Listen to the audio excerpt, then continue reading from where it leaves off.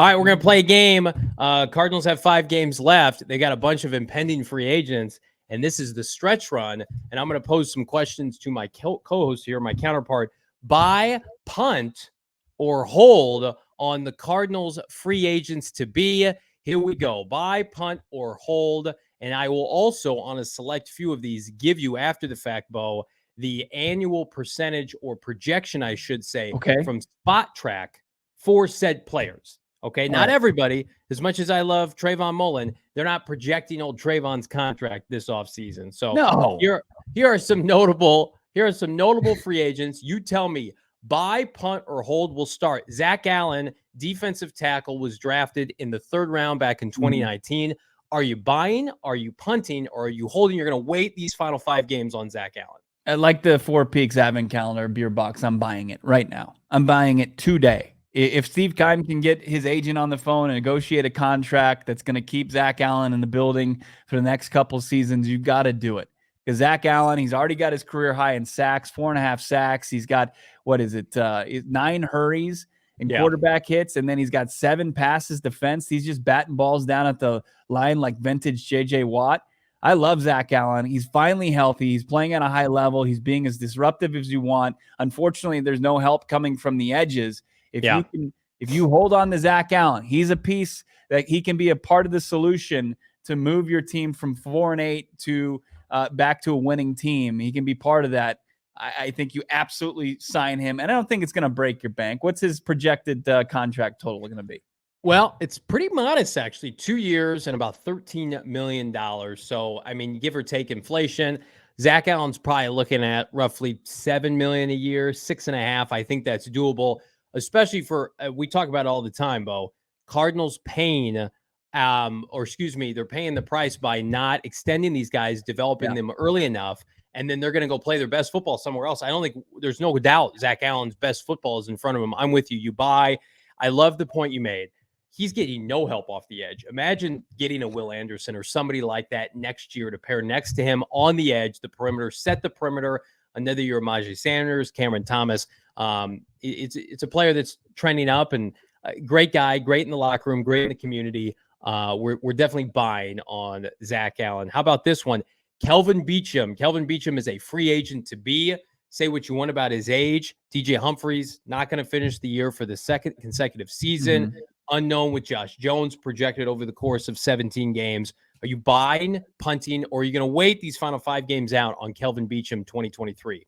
I think I'll punt on Kelvin Beacham. I was thinking of potentially holding on him. I don't think that there's any kind of sense of urgency in locking up Kelvin Beacham. I love what he does as far as philanthropically, what he does in the locker room. He's been the lone mainstay on that offensive line of all their starters all season long. Sure, you wish maybe a little bit more solid play, but I think he's come around the last couple of weeks. But you have to be encouraged by what you've seen from Josh Jones playing at left tackle, that he can be a starter in this league, and that you have that successor at the right tackle spot, whether you move DJ over to that side or whether you move Josh Jones over to that side. We talked to Josh Jones on Tuesday. He wasn't willing to kind of, entertain those questions. He's focused on the last 5 games, but I think because of that, obviously you get depth, but I think with Beacham, he's probably going to go out there and get some good money at his age and probably get to start elsewhere. But I think the Arizona Cardinals can move forward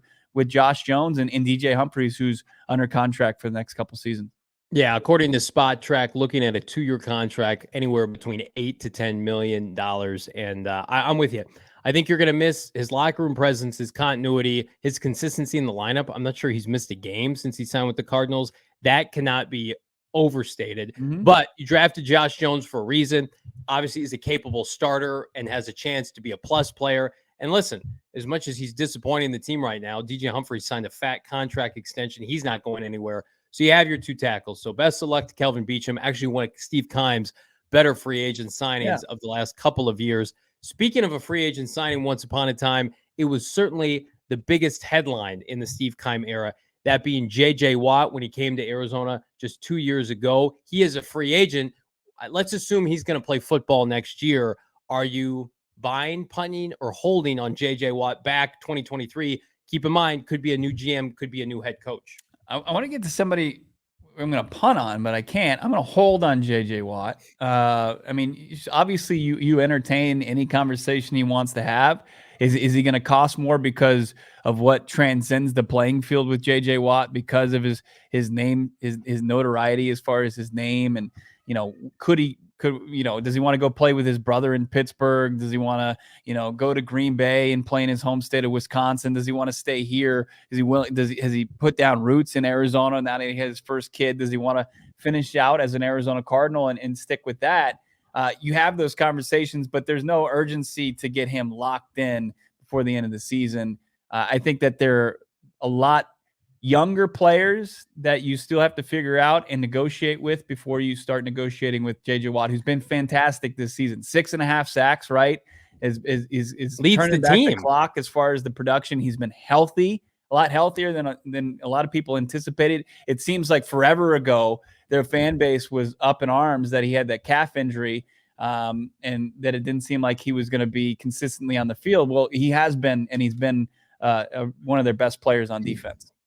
He's played 11 games this year with 5 to go. So potential of only missing 1 game this season after missing almost half or over half last year. Only played 7 games and then of course came back for that playoff game. I'm buying JJ Watt on the assumption that he wants to come back and that it can be manageable. 1-year contract. It's projected 2 years, anywhere between 15 and 20 million total. So 10 million per season. I mean, he's earned $10 million. If he wants to come back for 1 year, I'm paying him that, no problem, because you think about what he brings, the intangibles. My biggest thing is if you fire Cliff and Keim, it would take a Harbaugh-esque type of move to convince him to stay. That's my opinion. Now, he could love Joe Blow, offensive coordinator, or whomever, D'Amico Ryans. He could be a fan of those people and opt to stay. But I think you've got a way better chance if you want to keep JJ. Michael Bidwell, if you want to keep JJ. Sean Payton, Jim Harbaugh probably gets that done because he's in a position where I would assume he wants to win and be on a winning team. He's never won a Super Bowl. He's never played in a Super Bowl. And there are some places right now, a la Kansas City or Buffalo, where it feels like that's almost a guarantee every year to be in the discussion. So it's a case-by-case basis. But, according to Mike A., please don't pull him from retirement. We've been burned already. It's a great point. And it brings me to my next question. Bo Brock, Justin Pugh, let's assume he plays. Buy, sell, or hold. 2 years, $11 million, according to Spot Track on Justin Pugh. I'm punting. I think we should have punted probably before the beginning of the season. We've seen Justin Pugh, what type of teammate he is. It's solid, right? There's no questioning that. It felt like he even admitted this. He felt like he was going to retire after last season. He dropped the weight. He got all slim and looked great for his wedding, and then had to put back on weight just to compete at his position. And then he got injured. I can't even remember. Was Justin Pugh a knee? What was his? I'm just numb to it now. I'm numb to it. I don't even know. Yeah. It's lower body. Body. I think it should have been last year. This is where I think the definition of insanity as far as building an offensive line. You can't bring back Justin Pugh. I'm like Ron Burgundy's dog getting punted off a bridge. The poor old Baxter. I'm punting Justin Pugh off because somebody threw a burrito in my face. There are, I'm with you. Punt him, take he and Rodney Hudson simultaneously with both feet. Somebody holds you up and you punt both at the same time. Goodbye. You've had great careers. It's time to get younger on the interior offensive line. We can do some rapid fire here in a second, but the last big one, the big cachet, which I think is legitimate to ask at this point because of how he's missed some time, is Byron Murphy. Now, Spot Track did not have a projection on Byron Murphy, B-Murph's projected contract, but I think he's a 5-game hot streak away from cashing in, at least on the free agent market. Good corners are hard to come by. What are your thoughts? Buy, punt, or hold on Byron Murphy? Buy him. If you can extend him right now, do it. Even with the injuries the last 2 years? Yeah, even with the injuries, you've seen he's young enough. I know backs are tricky, but what you've seen, the performance when he's been out there, he's been shutting down wide receiver ones from, DK Metcalf to Devontae Adams to, big time players, big time wide receivers. Cooper Kupp has had some of his worst performances against Byron Murphy. I think that Byron Murphy they don't grow on trees as far as the NFL goes. If you have one in your building, you got to keep him in there. And it would be huge for this defense. It'd be a huge boost. I think it's a huge boost if he can play this week for the Arizona Cardinals. I think we've maybe overlooked, his impact. Sure, you like what you've seen from Hamilton, you like what you've seen from Marco Wilson in spurts, but Byron Murphy is by far your most consistent cornerback, and in already a position that's very thin as far as depth. I know you should be concerned. You absolutely should, as far as his ability to stay on the field, because it's been 2 seasons now. But I think his youth and his ability should transcend your concern.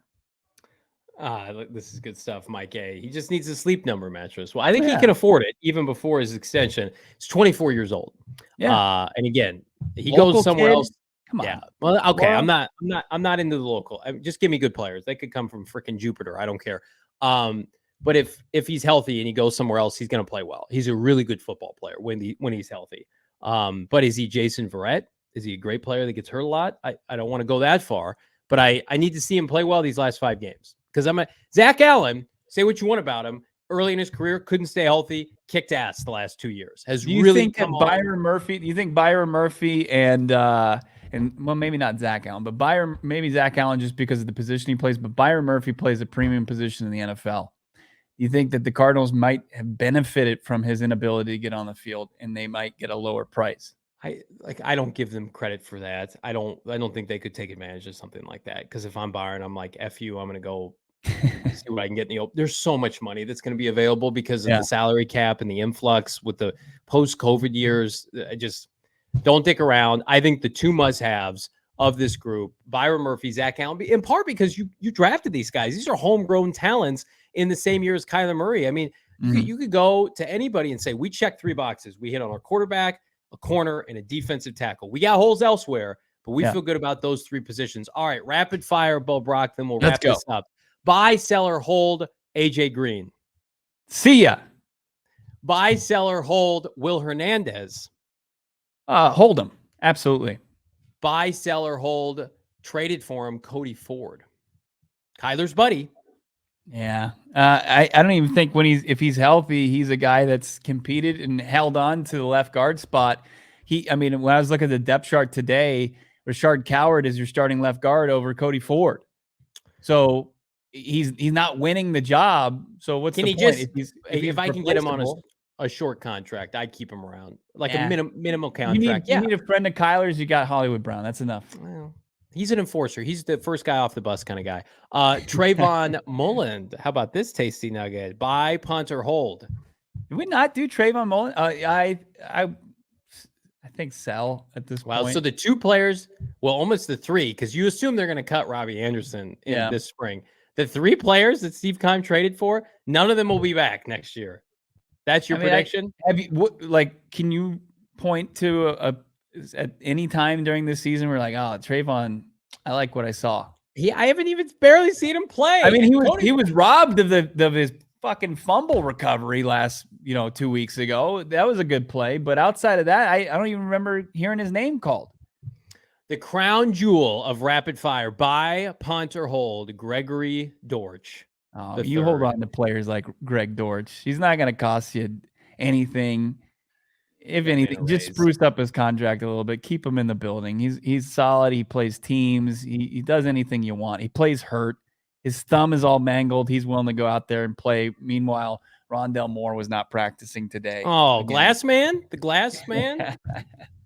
Oh, Rondell. Give some of your give me 53 Greg Dortches. That's right. You want me to be that guy? You want me to be that guy? Dan Campbell. You're Dan Campbell. 53 Greg Dortches, we'd be 0-17. No, he's a great player.